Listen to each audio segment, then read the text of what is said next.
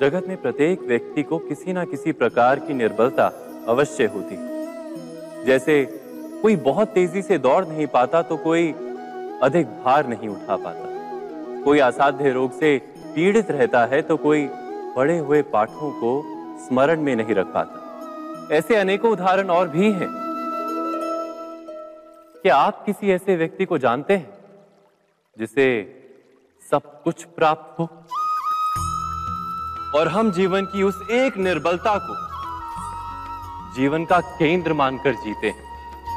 इस कारणवश हृदय में दुख और असंतोष रहता है सदा।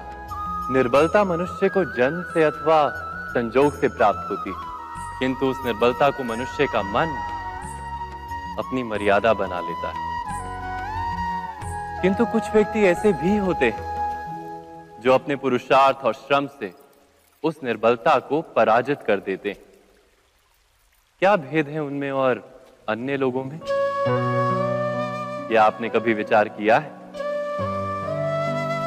सरल सा उत्तर है इसका। जो व्यक्ति निर्बलता से पराजित नहीं होता, जो पुरुषार्थ करने का साहस रखता है हृदय में, वो निर्बलता को पार कर जाता है। अर्थात निर्बलता अवश्य ईश्वर देता है, किंतु मर्यादा मनुष्य का मन ही निर्मित करता है। स्वयं विचार कीजिए।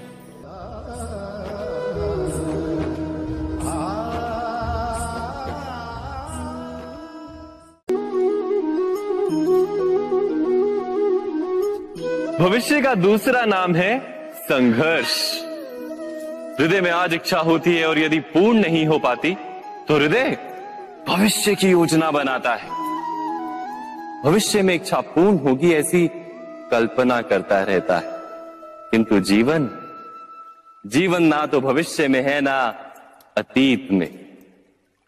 जीवन तो इस क्षण का नाम, अर्थात इस क्षण का अनुभव ही जीवन का अनुभव। पर हम ये जानते हुए भी इतना सा सत्य समझ नहीं पाते। या तो हम बीते हुए समय के स्मरणों को घेर कर बैठे रहते हैं, या फिर आने वाले समय के लिए हम योजनाएं बनाते रहते हैं और जीवन जीवन बीत जाता है। एक सत्य यदि हम हृदय में उतार लें कि ना हम भविष्य देख सकते हैं, ना ही भविष्य निर्मित कर सकते हैं, हम तो केवल धैर्य और साहस के साथ भविष्य को आलिंगन दे सकते हैं, स्वागत कर सकते हैं भविष्य का। तो क्या जीवन का हर पल जीवन से नहीं भर जाएगा? स्वयं विचार कीजिए।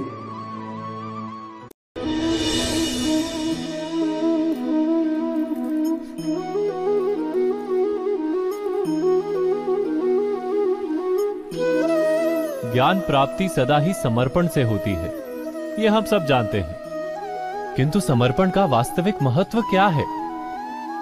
क्या हमने कभी विचार किया? मनुष्य का मन सदा ही ज्ञान प्राप्ति में विभिन्न बाधाओं को उत्पन्न करता है।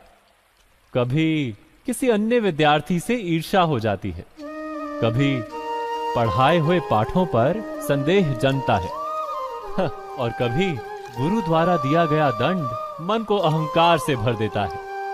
नहीं, क्या ऐसा नहीं होता? न जाने कैसे कैसे विचार मन को भटकाते हैं और मन की इसी अयोग्य स्थिति के कारण हम ज्ञान प्राप्त नहीं कर पाते। मन की योग्य स्थिति केवल समर्पण से निर्मित होती है। समर्पण मनुष्य के अहंकार का नाश करता है। ईर्ष्या, महत्वाकांक्षा आदि भावनाओं को दूर कर हृदय को शांत करता है और मन को एकाग्र करता है। वास्तव में ईश्वर की सृष्टि में ना ज्ञान की मर्यादा है ना ज्ञानियों की। गुरु दत्तात्रेय ने तो गाय और श्वान से भी ज्ञान प्राप्त कर लिया था। अर्थात विषय ब्रह्म ज्ञान का हो या जीवन के ज्ञान का या गुरुकुल में प्राप्त होने वाले ज्ञान का, उसकी प्राप्ति के लिए गुरु से अधिक महत्व है उस गुरु के प्रति हमारा समर्पण। क्या ये सत्य नहीं?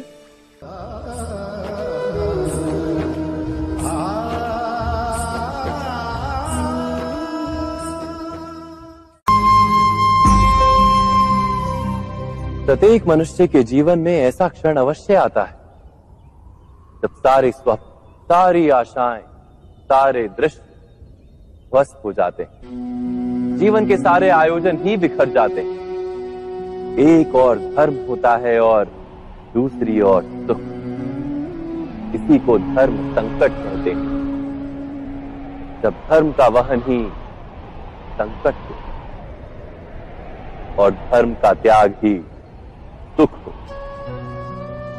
विचार कीजिए, कभी किसी स्वजन के विरुद्ध सत्य बोलने का अवसर प्राप्त हो जाता है, कभी ठीक दरिद्रता के समय सरलता से चोरी करने का मार्ग प्राप्त हो जाता है, कभी किसी शक्तिशाली राजनेता या राजा के कर्मचारी का अधर्म प्रकट हो जाता है। सबके जीवन में ऐसी घटना बनती ही रहती है। अधिकतर लोग ऐसे किसी क्षण को धर्म संकट के रूप में जान ही नहीं पाते। हमें किसी प्रकार के संघर्ष का अनुभव ही नहीं होता।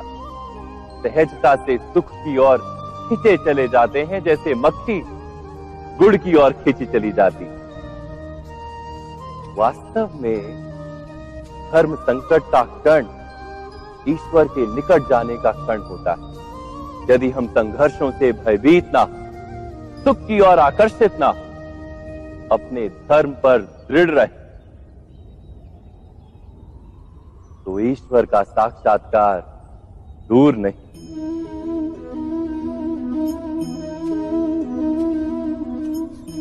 पवन से युद्ध करने वाला पत्ता यदि पेड़ से गिरता है तो भी आकाश की ओर उठता है। पवन से झुकने वाली घास वहीं भूमि पर रह जाती। अर्थात धर्म संकट से यदि हम संकट को ही टाल दें तो सुख तो मिलता है, जीवन बढ़ता है, किंतु क्या चरित्र नहीं टूटता? क्या आत्मा दरिद्र नहीं हो जाती? क्या ईश्वर से अंतर नहीं हो जाता? स्वयं विचार कीजिए। दो व्यक्ति जब निकट आते हैं तो एक दूसरे के लिए सीमाएं और मर्यादाएं निर्मित करने का प्रयत्न अवश्य करते हैं।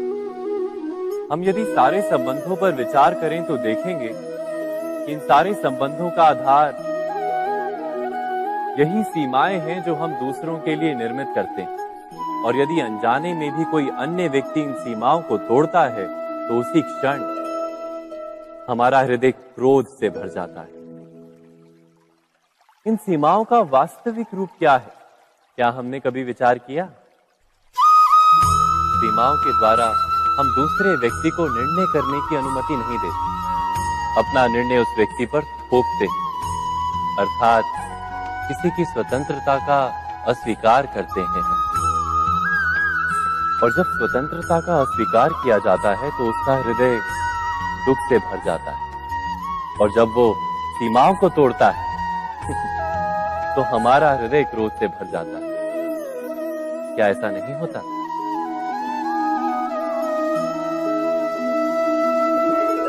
पर यदि एक दूसरे की स्वतंत्रता का सम्मान किया जाए तो किसी मर्यादाओं या सीमाओं की आवश्यकता ही नहीं होती। अर्थात जिस प्रकार स्वीकार किसी संबंध का देह है, क्या वैसे ही स्वतंत्रता किसी संबंध की आत्मा नहीं? स्वयं विचार कीजिए। सबके जीवन में ऐसा प्रसंग अवश्य आता है कि सत्य कहने का निश्चय होता है हृदय में, किंतु मुख से सत्य निकल नहीं पाता। कोई भय मन को घेर लेता है। किसी घटना अथवा प्रसंग के बारे में बात करना या फिर स्वयं से कोई भूल हो जाए उसके बारे में कुछ बोलना, क्या ये सत्य है? नहीं, ये तो केवल तथ्य है।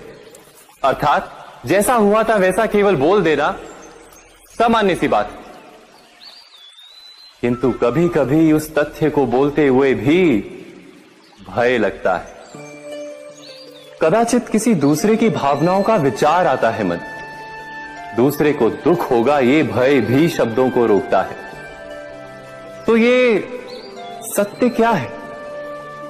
क्या हमने कभी विचार किया है? जब भय रहते हुए भी कोई तथ्य बोलता है तो वो सत्य कहलाता है। वास्तव में सत्य कुछ और नहीं, केवल निर्भयता का दूसरा नाम है। और निर्भय होने का कोई समय नहीं होता, क्योंकि निर्भयता आत्मा का स्वभाव है। अर्थात क्या प्रत्येक क्षण सत्य बोलने का क्षण नहीं होता?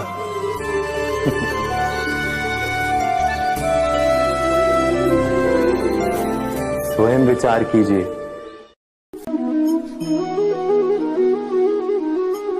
श्रेष्ठता का क्या अर्थ है? श्रेष्ठता का अर्थ है दूसरों से अधिक ज्ञान प्राप्त करना। अर्थात मूल्य इस बात का नहीं कि स्वयं कितना ज्ञान प्राप्त किया, मूल्य इस बात का है कि प्राप्त किया हुआ ज्ञान अन्य लोगों से कितना अधिक है। अर्थात श्रेष्ठता की इच्छा ज्ञान प्राप्ति को भी एक स्पर्धा बना देती है। और स्पर्धा में विजय अंतिम कब होती है?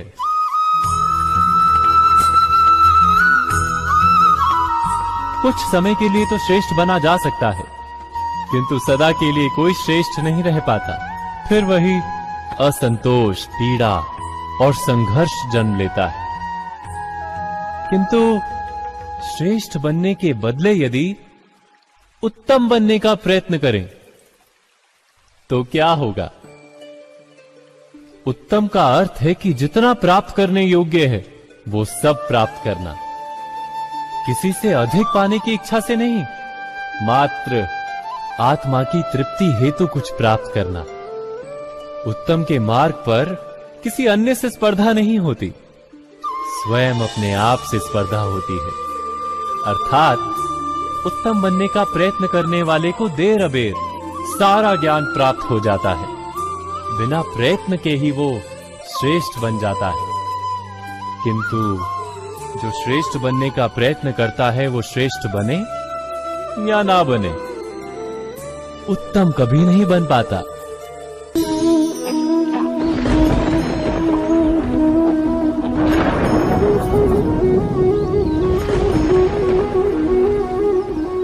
सपनों और पूर्वाभासों के आधार पर हम भविष्य के सुख दुख की कल्पना करते हैं। भविष्य के दुख का कारण दूर करने के लिए हम आज योजना बनाते हैं।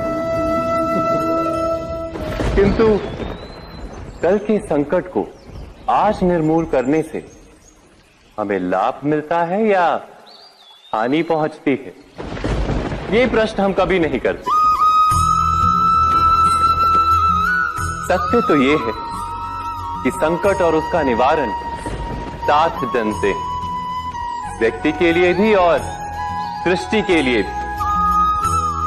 नहीं, आप अपने भूतकाल का स्मरण कीजिए, इतिहास को देखिए, आप तुरंत ही ये जान पाएंगे कि जब जब संकट आता है तब तब उसका निवारण करने वाली शक्ति भी जन्म लेती है।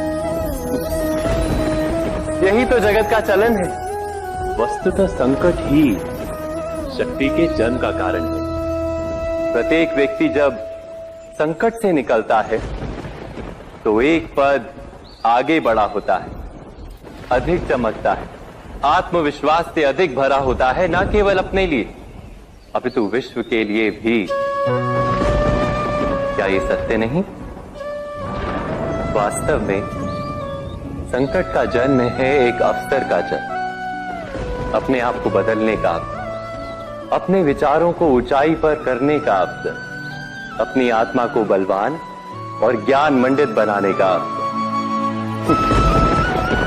जो ये कर पाता है उसे कोई संकट नहीं होता, किंतु जो ये नहीं कर पाता वो तो स्वयं एक संकट है विश्व के लिए। विचार कीजिए।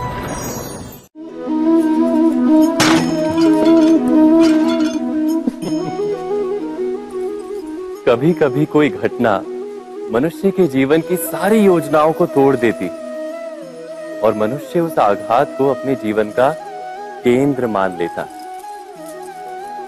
पर क्या भविष्य मनुष्य की योजनाओं के आधार पर निर्मित होते हैं? नहीं। जिस प्रकार किसी ऊंचे पर्वत पर सर्वप्रथम चढ़ने वाला उस पर्वत की तलाई में बैठकर जो योजना बनाता है, क्या वही योजना उसे उस पर्वत की चोटी तक पहुंचाती है? नहीं। वास्तव में वो जैसे जैसे ऊपर चढ़ता है वैसे वैसे उसे नई नई चुनौतियां, नई नई विडंबनाएं, नए नए अवरोध मिलते हैं। प्रत्येक पद पर वो अपने अगले पद का निर्णय करता है। प्रत्येक पद पर उसे अपनी योजनाओं को बदलना पड़ता है। कहीं पुरानी योजना उसे खाई में ना ढकेल दे। वो पर्वत को अपने योग्य नहीं बना पाता, केवल स्वयं को पर्वत के योग्य बना सकता है।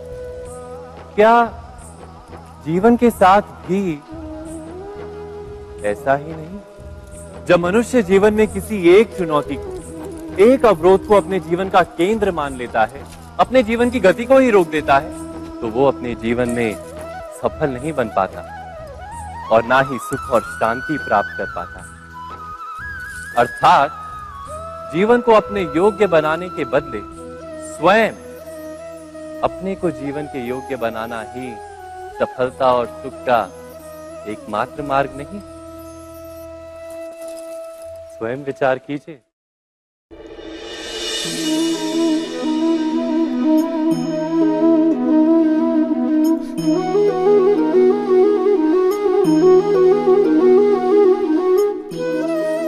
जीवन का हर क्षण निर्णय का क्षण होता है। प्रत्येक पद पर दूसरे पद के विषय में कोई निर्णय करना ही पड़ता है और निर्णय अपना प्रभाव छोड़ जाता है। आज किए गए निर्णय भविष्य में सुख अथवा दुख निर्मित करते हैं, ना केवल अपने लिए, अपने परिवार के लिए भी, आने वाली पीढ़ियों के लिए भी। जब कोई दुविधा सामने आती है तो मन व्याकुल हो जाता है, अनिश्चय से भर जाता है। निर्णय का वो क्षण युद्ध बन जाता है और मन बन जाता है युद्ध भूमि। अधिकतर निर्णय हम दुविधा का उपाय करने के लिए नहीं, केवल मन को शांत करने के लिए लेते हैं।